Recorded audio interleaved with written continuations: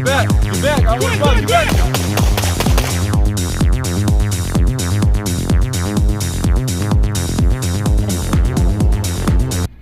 What up, guys? LocsNLoad Firearm Reviews here today.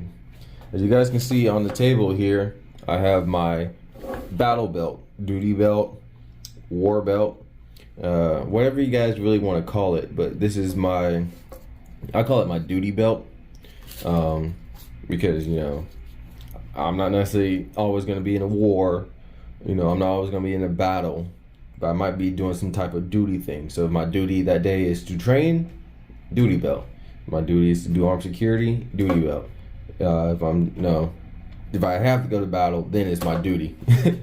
So, again, I'm gonna give you guys a quick rundown of what I carry on my belt and why. And then later on, when me and Eric get together, we'll do a longer video on duty belts. You know, the hows and the whys, the who, what, when, where, hows on a duty belt to answer a bunch of questions for you guys. So if you got questions, leave them down in the comment section so we can answer it in the next video. But for this video, we'll talk about my setup. So this is Blue Force gear. So try to get this out of the way. So this is a Blue Force gear, Blue Alpha gear. My bad. I'm looking at my sling. Blue Alpha gear belt. So I've had this belt. Oh goodness, 2018, right? 2018, 2019, I've had this belt for a good long while, and you know, it's still here, it still runs. Have no issues with it, besides this little thingy tearing, but you can easily find a replacement for that because it's not pellet belt, it's just like a retention strap. But the belt has been fine. It's a two-piece belt system, so you have the outer belt here with the Velcro. And I don't have it with me, but there is an inner liner, an inner belt that you'll actually wear through your pants loops, and then you'll take this outer belt and connect it to the Velcro outside, to the Velcro, connect it to the Velcro of the inside of the interior belt, right? And so that's what gives it a nice secure fit, so it's not just falling off your hip, it's not moving around. I have a one-piece belt. I've used it before. I know other people use one-piece belts. There's pros and cons to them. But the thing with one-piece belts, while they are nice to where you can throw it, like if you have a jacket or some type of outer layer to wear it, you can throw the belt around that. My issue with one-piece belts is that they tend to shift, right? So as you're running, tends to shift and move on your hip a little bit more than a two-piece belt. This belt doesn't move. It stays right in place and everything's right where I need it to be. And so that's why I like a two-piece belt system over a one-piece. Now, one-piece has its merits, but I think two-piece, for right now in the peacetime that we're in right now, this is fine. So we got a Cobra buckle here. A nice, thick, heavy-duty Cobra buckle. You can see how thick that thing is. Right, this Cobra buckle is not just gonna break on you. It's a pretty heavy-duty piece of metal. No, obviously one of the heaviest parts of the belt, but at the same time, it's not gonna fail you because it is a thick piece of metal. Now, if you go on the Blue Alpha website, they have different models of the belt. This is like I guess the top, right? Because they had sent this to me years ago when I kind of first started my channel, and so I had went with, like, of course, the top line. And so this top line has this little tab here for this D-ring. So if I was doing any type of rappelling or helicopter operations, this D-ring would come into play. But since I'm not, this D-ring just stays folded down. And it's a good place, like if I want to attach my gloves to, I can do so. But for the most part, it just stays like that, and it has no use because I'm not rappelling or jumping out of helicopters.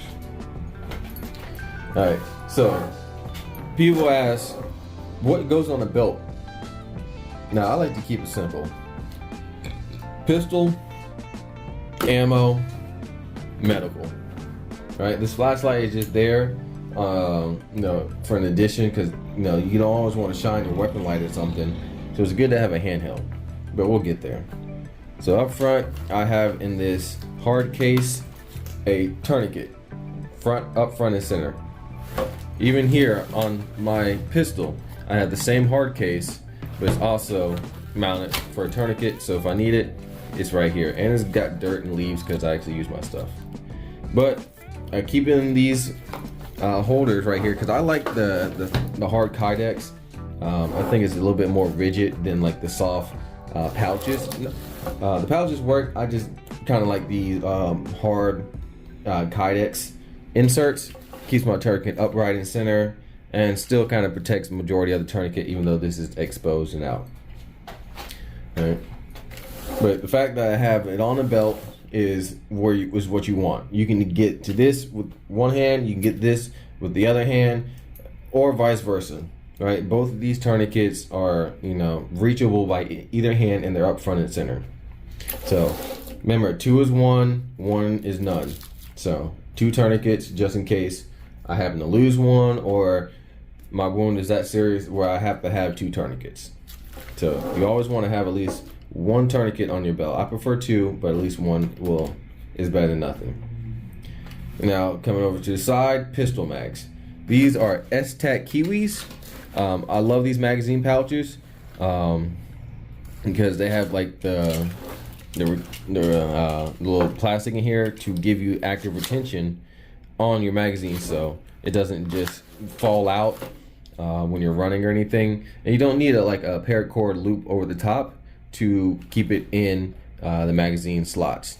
These have done a good job. I don't think I really ever had an issue with these just falling out. They've always held my magazines, and so S-Tac Kiwi is my recommended magazine pouch, especially if you're putting it on a belt.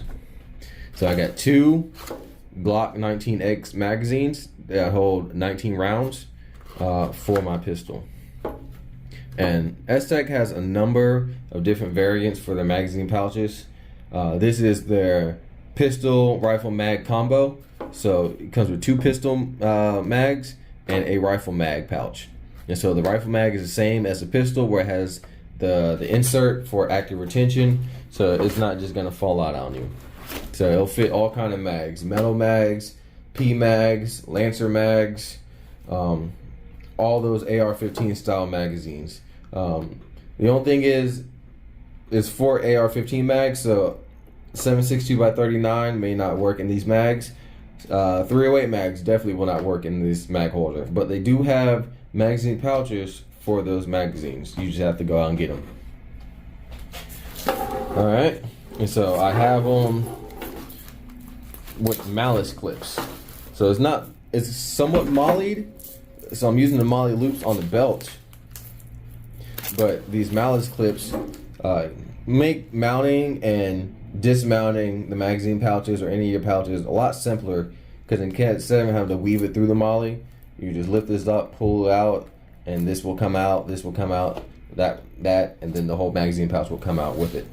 So it's a very quick way of mounting your gear, and also a very secure way of mounting your gear. So now over here I have a dump pouch. I forgot where this came from. This was an Amazon find, so it's probably one of those no-name companies. But I got this on Amazon because I just need a simple dump pouch. I didn't need for Spear dump pouch, Spirit Systems dump pouch. I just needed a dump pouch. And so I saw this on Amazon, and like I said, I've had this since 2018, 2019, something like that many years ago, and it's never given me an issue. It's not tearing, it's not ripped anywhere. And one thing I do like about it is that not only do you get like a real open dump pouch, so there's you can fit a lot of stuff in here, multiple magazines, a water bottle, camera equipment, all kind of stuff. I like to put my spent magazines in here when I'm doing a drill or something, or if I'm just carrying like multiple cameras, I'll put one in here just so I can free my hands up. But again, it's got this waterproof liner and this shock cord to compress it, so you can really make sure nothing gets in or out of the dump pouch, and you can loosen it up so it's easy to drop things out into or get things out of. Another thing I like about this pouch is that it's got pockets on the side. So let's say if you want to put like a multi-tool or something in here, you can. It's got this pocket up front with Velcro, so if you want to put more sensitive items, let's say you came across like small little map cards or a little Writing Rain book that had information on there that was critical to your mission, you can stuff it in here and then keep the dump pouch open. And then this Velcro will secure it inside to make sure it doesn't fall out. You got this plastic D-ring to mount things on, and you also got 3 MOLLE loops right here if you want to mount more things. So another thing I also like about it, that if the dump pouch is not really being used, you can fold it up, roll it up like this, and now you have this nice small compact little pouch on the side of your belt. Now I have it mounted to the actual magazine pouch because that Kiwi rifle mags will come with 2 rows of MOLLE, and so I molled it there instead of having it on the belt somewhere over here taking up space. So like I said, I like it. I haven't had any issues with it. Going through the woods like you guys have seen me do, I haven't really had a problem with it snagging on stuff or really getting in the way. And so it's been a nice addition to the belt, and I really kind of think every belt low-key needs a dump pouch. Granted, that's personal opinion, you don't have to, but I think it really goes nicely with the belt. Being able to have a pouch where you can store things or keep things in a secure location. Now over here, this is a USGI double rifle mag pouch. Now what I use it for is really kind of a smaller GP pouch. So let's say if I'm doing a rifle drill and I need extra mags, then this becomes a rifle pouch. Or if I'm not really doing anything, I'm just kind of standing around, this can be a cell phone holder, or I can put a water bottle in here. I can put another camera, I can put a multi-tool, I can put a flashlight, I can put a smoke grenade. I can put all kind of things in this USGI pouch, and it does have a little bit of stretch to it, so it will bow out and really take on larger item things.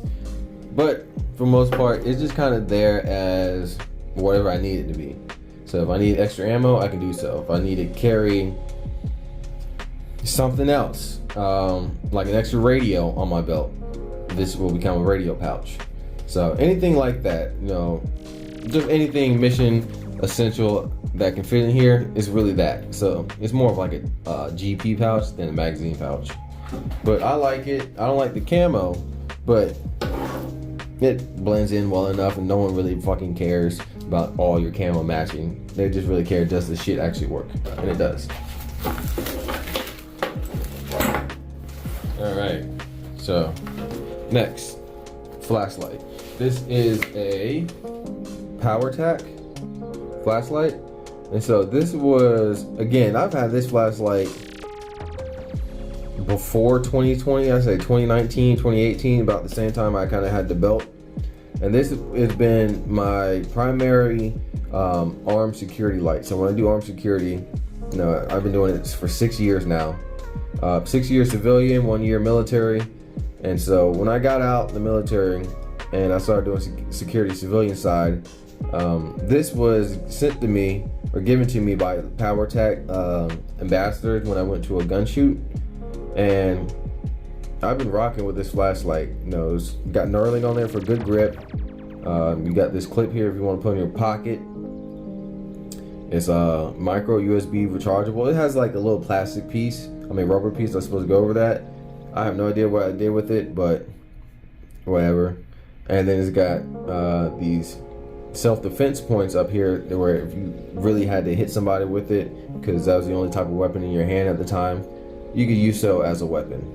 But as far as a light, it's a very powerful light, very bright.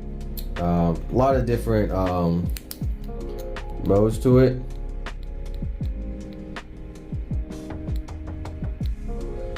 So that just goes on the belt. And you don't need a light, but when you do need a light and you don't have one, you're gonna wish you did. So that's why that's there, just in case I have to light things. Remember, this belt is not always for combat, war, shooting, killing people type shit. This is a duty belt. Right? So I just might need to check a certain location, or I might just need to see something in the dark while I'm training. It's good to have an external flashlight for that. Alright, so coming up here, you see this field knife. Now this knife is not here for, again, to cut and kill people with. Granted, can it? Yes. But its primary duty is basically as a tool. It's a nice thicker knife that I got off Amazon. You can see the name here. And so if you're looking for this knife, you can type that in Amazon. They'll have like a number of these different knives and different models. And so what I like about it was it has nice solid grips, and it's all one solid piece of metal, right? There's not anything that's really gonna break on you. You can see the thickness of the blade. This is a kind of a thick knife, right? And so it's not gonna really, it's not just gonna break on you like that. This is a really sturdy knife. And like I said, it's there mostly as a tool. I'm not really looking to go hand-to-hand combat with somebody with this knife, even though it can, but the primary purpose of this is to cut through things, to pry open things, to search for things. So this is a tool. Now, another important thing that every belt should have is medical. Especially if you're planning on using this belt for any type of, duty where you or someone could get hurt. So whether you're training, doing security, or you're actually in a combat zone, you're definitely going to want medical. So this is the Ferro Concepts Roll 1 medical pouch. And so they designed this as a easy way to carry your medical, but not such a big pouch where if you were sitting in a vehicle, this would give you back pain or inhibit you in any way. And so all my medical gear goes in here. I can just pull that easily. And it also has, retention tabs on both sides. So if you want to make sure this really doesn't fall out, you can, because this is your med kit and you definitely don't want to lose that. And so you open it up and you have a full-on med kit. Pressure bandage, gauze, band-aids and wipes for like quick little boo-boos. Gloves, MPA, got a chest seal in the back, 2 chest seals in the back. Another little flashlight and an MPA. Now, I am not MPA trained, but I understand the concept and I keep it on me just in case I'm with somebody who does know how to use an MPA is there, right? It would suck to have, I'm a trained corpsman, I need an MPA, but you don't have one because you didn't put one in your kit because you're like, I'm not MPA trained, I don't need that. Just put it in your kit, you never know, right? If you don't use it, you don't use it. So that is my med kit, and it rolls up just like this. I'll throw it down, and you can slide it back into the pouch.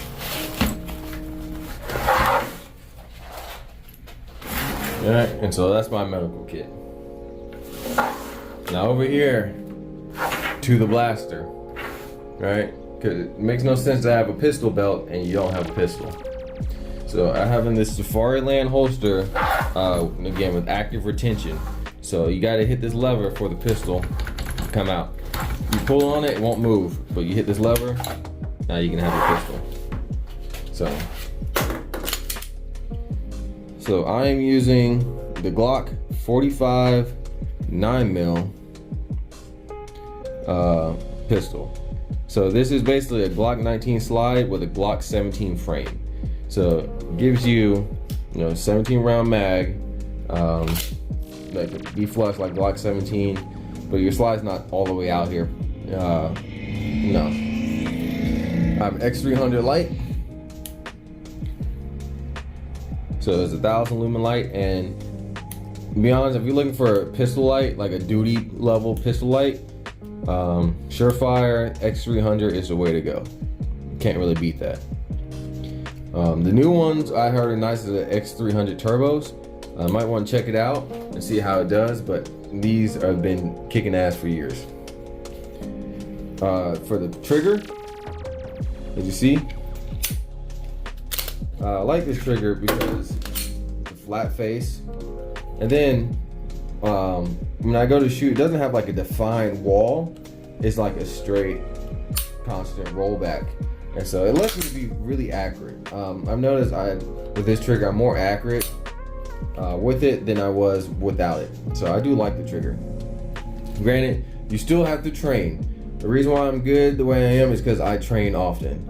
And so just having an upgraded trigger doesn't mean you shoot well, unless you actually train often, and then you can reap the benefits of that mechanical device. Right here, I have Trijicon HD XR night sights. So these are luminescent. So if it's dark, there's that light here. So when it's dark, these will actually glow. So that's nice. And they're all metal sights, so if I have to rack off a belt or like my boot, which I've actually had to do before, when training, you can do so with these iron sights. Because if you do it with the plastic Glock sights that it comes with, those are gonna break, right? Those are just plastic Glock sights. These are metal. So one of the first things I always tell people when they get a Glock, get better iron sights. Get metal iron sights. The trigger, you don't need. But you definitely need iron sights that are not going to break on you, because if you don't have a red dot and you break your iron sights, well, there goes all your effective ways of really aiming a pistol. So, metal iron sights. Now the trigger, goodness, let me see if I can remember the name, because again, I've had this trigger over 4 years now, and so I've had it for so long that the company's name kind of has me lost right now. Maybe I'll think of it in a second. But I believe it's Aim Surplus. Aim Surplus trigger. So, shout out to them for sending this trigger years ago. It's still in the pistol because I love it, and it honestly hasn't deteriorated the performance or the reliability of the pistol. So that's why it's there. Then I got an extra back strap because, big meaty claws. Well, maybe we wouldn't sound so bad if some people didn't try to play with big meaty claws. What did you say, punk? Big meaty claws! So, this is my blaster. Keep it simple. Alright, if I'm not shooting FMJ 115 grain, I'm shooting either 124 or 147 hollow points out of this when I do decide to conceal carry it, really kind of during winter. And it's sitting on a Safariland holster with the Cureless forks. So just how quick I took the holster off, I could swap this out with a different holster or a different pistol completely. And so it keeps it modular. And when I need it, it just clicks in like that. It's not going nowhere. So. And then this leg strap I got again off Amazon, just a random leg strap. As you can see the wear on it.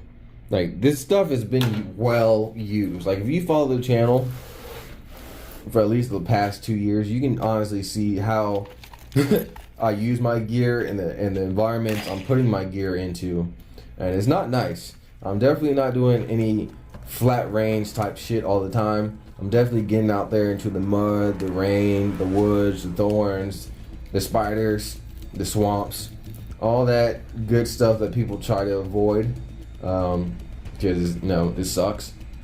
But when shit hits the fan, you're definitely going to be acclimated to the suck as much as possible. So this is my belt, my gear. Like I said, I've been rocking this since 2018, 2019. It's changed over the years, but for the most part, it's always stayed the same. The pistol has always been here. I always carry 2 pistol mags and 1 rifle mag.